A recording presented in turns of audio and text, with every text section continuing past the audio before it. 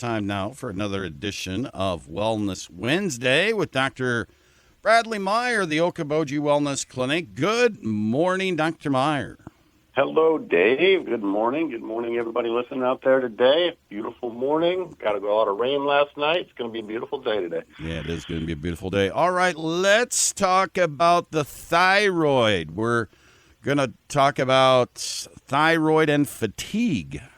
You know, there are things out there that come to you in the course of a career as a physician that you think, well, there's not much else to do. This is kind of what's going to be the course. And for overactive thyroid, they kind of act similarly to underactive thyroid. A lot of times, eventually you get some pretty significant fatigue with it, but many times they're really nervous because their heart goes so fast. But I've had a couple of cases the last 6 months that have they have been fit to be tied. The one most recently, she said that she had, before she had come in, she'd lost hope, and on Father's Day she actually converted from going from hyperthyroid to hypothyroid, and she was on a medication which slows down the thyroid. And that's pretty common. There's different ways to slow down the thyroid. There's radioactive iodine treatments. There's removing the thyroid. There is a medication called methimazole. And sometimes when you're on these medications, it can make them feel kind of not so good either. But you got to slow down the production of that thyroid hormone because it's like, Goldilocks and the Three Bears. It's, getting that porridge that's just right. And the thyroid, if it's going too much, too little, we want just right. And so, a big driver that we're always looking to do is find out where there is that imbalance for that individual. And in her case, she was, and like the other case too, pretty similar, but just absolutely, she had tons of aches and pains. Absolutely not much for energy, some brain fog. And so when she came in, we said, well, let's give some hyperbaric therapy a whirl, and let's clean up your nutrition, because a lot of times gluten and dairy there can be some cross-reactivity with the thyroid gland. And so she discontinued those things, cleaned up, went to a more whole food-based diet, nutrition plan, and I believe I got her going on some iodine. Wherever she was, a lot of times that thyroid gland is deficient in a lot of minerals, and so for it to, even if it's overactive, it's irritated, it's inflamed. We want to call the fire department and get that inflammation down. So she most recently was in and said, I feel a night and day difference. I'm reading this quote from her visit. I feel better than I felt in my whole life, is what she told me. And she said, it feels so good to feel good. Wow. And I thought that was just pretty awesome. And in all her work, I mean, she came in and the hyperbaric therapy, it's only as good as the whole bit put together. And so she was dedicated to making some changes lifestyle-wise, going on some supplements that were going to support that thyroid. And that fire department, like we always say, we've been doing this for about 4 years now, and that's a big pillar piece for us still is that hyperbaric therapy. And it's the great fire department that puts down that inflammation. And, the one thing I often forget to remind everybody of how powerful a tool that is. Again, what is that tool? Hyperbarics, you're getting into a chamber that looks like a tent, an ice shack that you might see on the lakes in the wintertime. And we increase atmospheric pressure to a mild pressure of 1.3 atmospheres, which is like being 10 feet underwater. And ultimately what you're doing there is you're doing all kinds of magical things at a molecular level. And I had forgotten to mention this one for a while, but it actually stimulates mitochondria. We've talked a lot about mitochondria and how huge mitochondria is in the metabolism, increasing energy in the body, helping the body heal itself. Well, the hyperbaric absolutely is a critical piece for mitochondria. It actually stimulates the creation of more mitochondria. And we, of course, get our mitochondria from our moms, so we hope for a good set from our moms. because that's our energy factory. So we turn on 19,000 anti-inflammatory genes. Who doesn't like the sound of that? 19,000 anti-inflammatory genes are turned on with one hyperbaric treatment, stimulating stem cells to help the repair recovery, stimulating more production of the mitochondria. You're supercharging the cells. So the animal studies actually show that for there to be a benefit with a hyperbaric treatment, you got to at least be in there about 30 minutes. But for most folks, I say 60. Here at our clinic, where we offer blanket and pillow service, and we take exceptional care of you while you go in there and maybe take a nap, read a book in there, get some me time. It's an 80-minute treatment. It takes about 10 minutes to get up to pressure, 10 minutes to get down. And I like to bolus folks when we're trying to get over the hump with some chronic conditions. We need to bolus, do more frequent treatments together, and eventually we may not need any more, but some people like to do a maintenance, and they feel better doing the maintenance. So, but I bumped into this wonderful lady yesterday, and she was grinning ear to ear and still feeling amazing. And off of that medication that was originally prescribed to slow her thyroid down, that methimazole, and just a great testament to the power of the bodies to heal on its own when you give it the right conditions. So thought that would be a beautiful thing to share, and to circle back to hyperbaric therapy and what a critical piece that is to just amplify and I like maybe call it ignite that healing journey that folks want to start on when they're getting out of balance. You know, it is good to circle back. Sometimes we take for granted some of those amazing therapies, and sometimes it's great to look back. And one of the things that I think has been happening is people are looking back at the COVID era.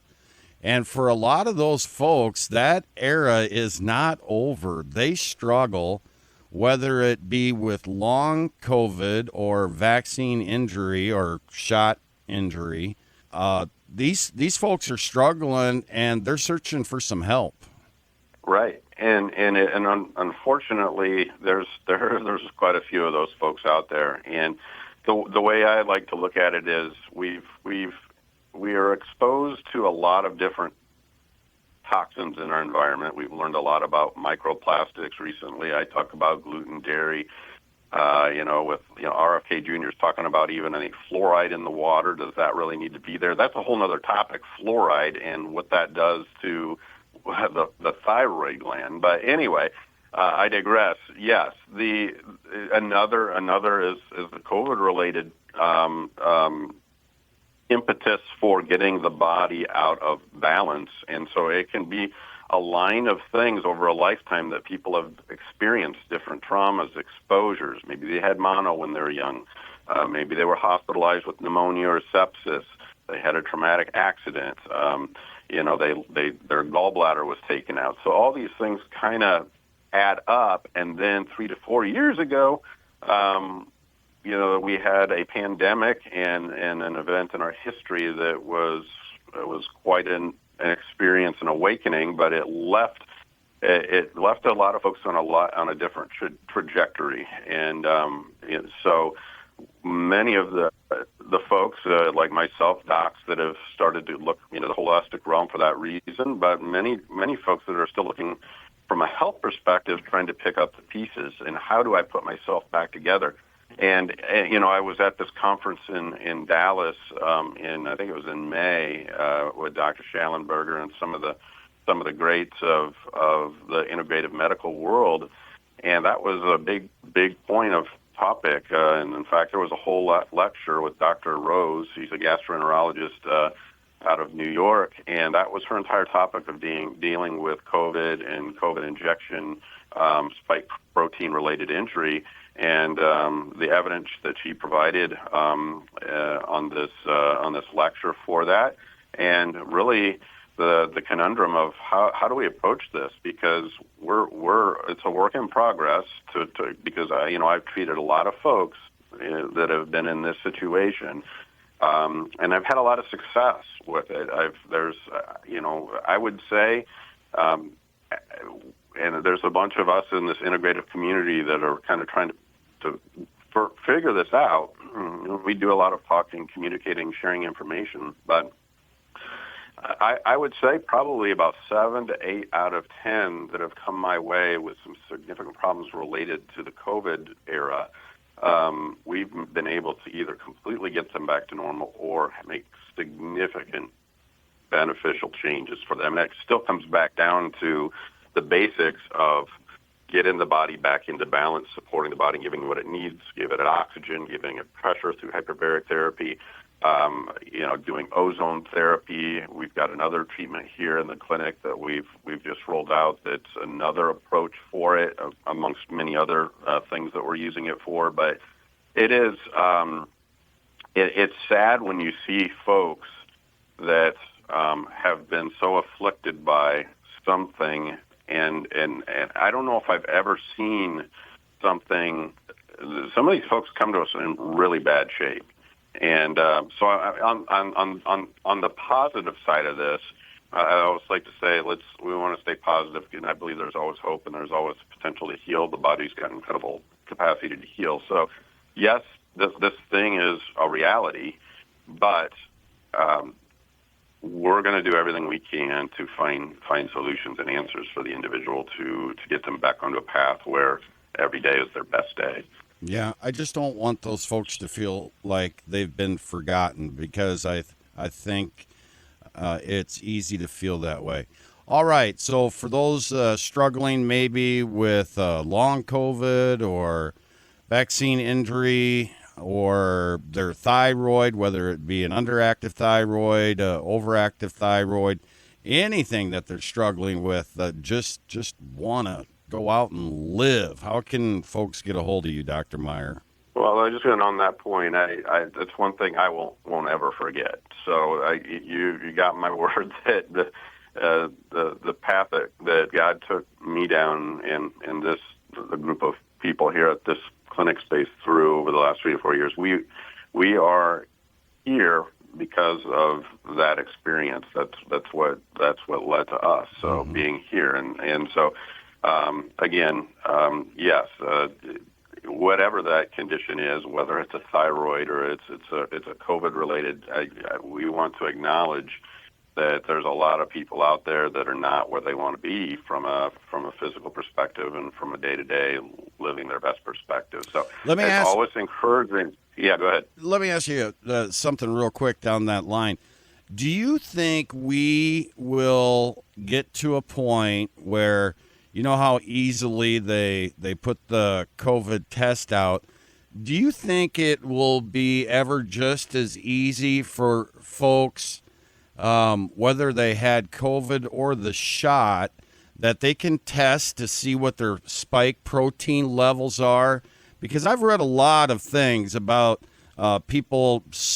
doctors doing work with the spike protein, and we're talking several years after COVID or after the shot, where their spike protein levels are extraordinarily high. The hard part, Dave, is that sometimes that doesn't always correlate a high level of spike protein and clinical symptoms, so how you're feeling. So there are some folks where you got low spike, so you can measure the spike protein, yes. But the correlation between a low level and a high level as it correlates to how sick the individual is, it's not always a one-for-one. Okay. And so, again, we're learning more about what are the best tests. And, again, how long is that spike protein in there? I don't know if anybody truly has an answer yet. So then we're kind of left with, is the body, is it still producing it? Is it just we have to get it fully out? And how do we get it fully out? Those are the challenges that we have, and I don't think that we're quite there yet on a full understanding of this. But again, there are a lot of bright physicians across the world that are acknowledging this, meeting on this, and that are working together for solutions. So it's coming, but we're going to need some more time. Okay, very good. All right, didn't mean to interrupt you there. So how can folks come see you? Yeah, 712-339-6024 at the Okoboji Wellness Clinic here in Spirit Lake, just off of Highway 71, 3305 Berquist Avenue.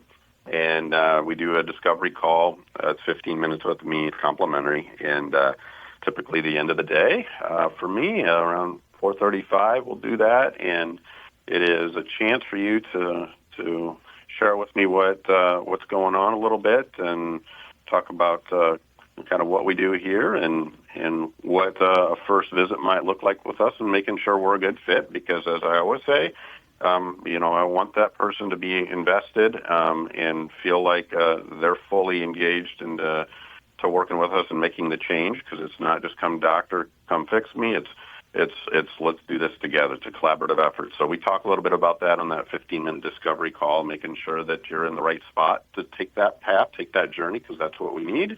And then we got a compassionate, caring team that's ready to say hello and walk with you on the journey. So we look forward to seeing you. Very good. Dr. Meyer, it's always a great pleasure. Have a great day, and we'll chat again soon. Thanks, Dave. Be well, everyone. Thank you, Dr. Thank you, Dr. Meyer. Dr. Bradley Meyer of the Okoboji Wellness Clinic. And you can also find out more. You can go to their website at okobojiwellnessclinic.com.